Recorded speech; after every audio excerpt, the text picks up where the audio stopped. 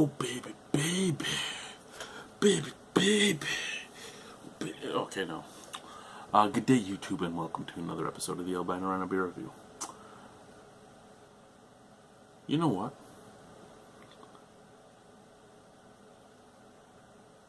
Yeah. Welcome to another episode of the Albino Rhino Beer Review. Today you have the Rhino, and we're looking at this beer right here from Fuggles and Warlock. It was sent to me by Steve in BC, so thank you very much, Steve. This is Ray. It's a Boysenberry sour. Ray is 6.3% ABV. It says it's a delicately tart wheat kettle sour brewed with fresh boysenberries. Ingredients: water, barley malt, wheat malt, boysenberries, hops, and yeast. Now, they also had a plum sour and a... Oh, I can't even remember the third one off the top of my head. Kuwami and I can't even remember the other name. But the reason I'm bringing those up is neither of those were beers I loved. One of them was just acidic and not all that great, and the other one was okay. Now, I don't really know anything about Boysenberry, to be honest with you. I think I've had Boysenberry in one other beer, and I think it was a BC beer as well. I think Boysenberry must be pretty big in BC. I don't get it much here. I know Loganberry out here, but what I'm going with here is that even Fuggles was saying that this is a great beer, and I mean, you'd expect every brewery to say all their beers are great beers, but what I'm trying to get at is that the last two weren't really my thing, but this might be. And that's the great thing about beer. It's a great thing about craft beer. It's a great thing about beer reviewing. It's a great thing about not even beer reviewing, just beer drinking, is you learn what you like and you learn what you don't like, and it's fun that way. And oh my god, that is disgustingly amazing. So there's a pink hue to this head. Very nice looking beer. Look at that. Okay, as it poured, when there was almost nothing in the glass, it just looked red. Now it's almost like purple. It's almost like a purple. It's like it's super thick too. You can't see through it at all. Oh, that is so wow. It's like black. When I put it in front of my face so that the light is hitting it, but I'm not seeing the light on the other side, it's like black. That is so thick, it's not funny. There's nothing I can see through it. This is amazing. This is amazing looking and scary at the same time. Yeah, it's that my staff shirts were this color this year at the festival. It's almost, it's like a purple, but it's not. It's like a reddish purple. I don't know. I don't know what it is. I don't know. Let's do a sniff, eh?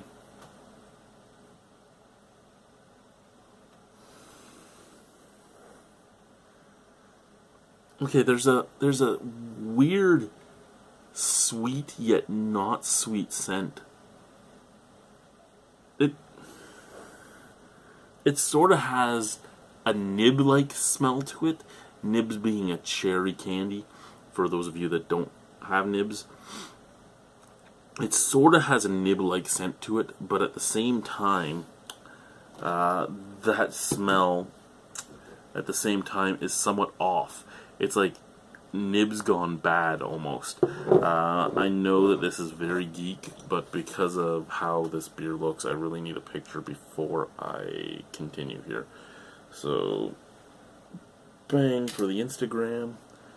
Bang. Put this off to the side. Okay. So, yeah. It's like nibs and Twizzlers combined. It's like strawberry and cherry candies combined together, but slightly off at the same time. Slightly tart and slightly slightly almost medicinal at the same time. So it's a very strange, slightly appealing and slightly not appealing scent.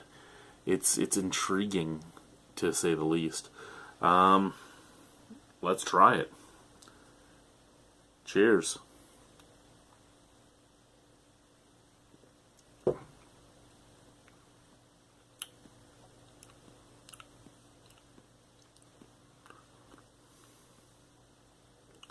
Okay, so Fuggles and Warlock Craftworks in BC is a brewery that I love trying things from because they're very outside the box. But they seem to be a brewery that's either really, really good or not good. And that being said, I think this is probably the first beer I've had that I might say would be right in the middle of those two choices. I think to an extent I'm being a little spoiled here in Ontario with the fact that once every so often I can get to Half Hours on Earth, which I think makes the best sour beers in Canada as of right now. And I think that might be the only thing going against this as I drink this and I compare it in my mind to Half Hours on Earth and it can't touch them. And then I compare it to my second favorite place for sour beers in Canada, which is the stuff that was sent to me from Four Winds. And again, it doesn't touch Four Winds stuff, at least in my opinion.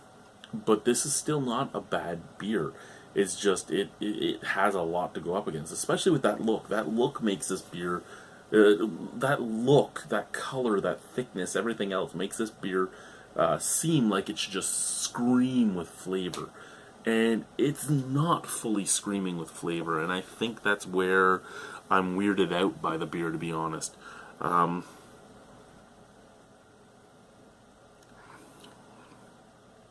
Medium-bodied, almost full-bodied. Light carbonation.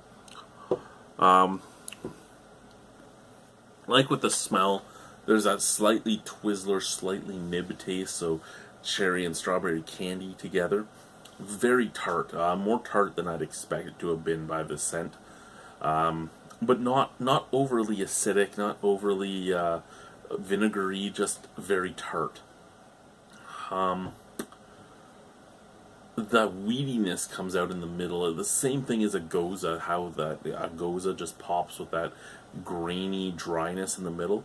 So you get that nibby flavor with that very nibby and Twizzler flavor with that very, very sourness.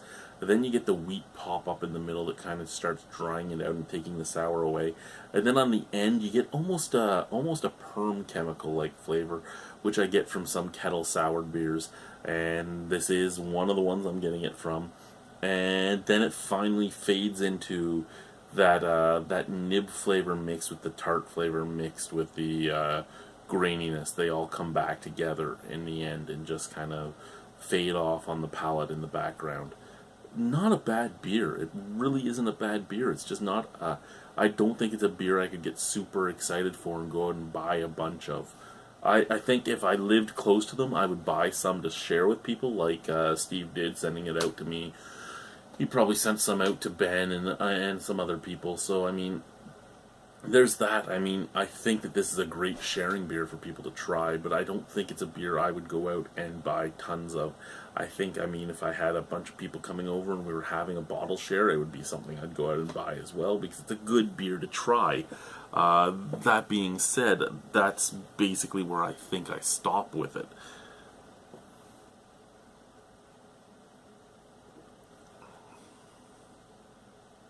Yeah, I can't say I dislike boysenberries, but I can't say I love them. They look really nice in a beer. They don't taste bad in a beer, but they don't taste great in a beer. Over 10 on this beer? A 7. It's not a bad beer. Thank you guys for watching. Thank you, Steve, for sending this beer out. Ray from Fuggles and Warlock, their Boysenberry Sour. Not a bad beer. I'm going to drink this while I watch some Prison Break.